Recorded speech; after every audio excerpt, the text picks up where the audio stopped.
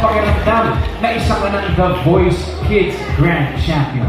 Sobrang happy po ako and sobrang blessed po ako na naging grand champion po ako and I will always thank the Lord for this blessing.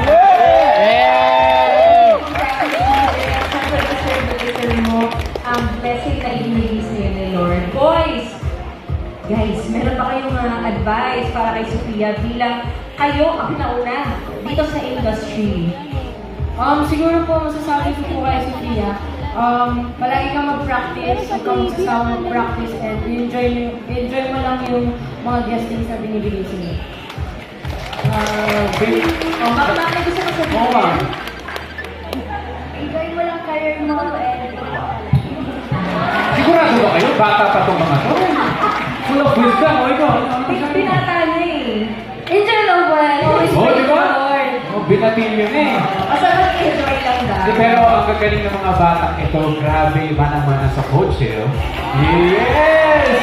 Pero ito na, may magandang balita kami ni Julie para sa lahat ng mga kabataan Pinoy na mga galing kumanta na may edad na 14 to 19 years old. Naku guys, manda na kayo dahil paparating na ang the first ever The Class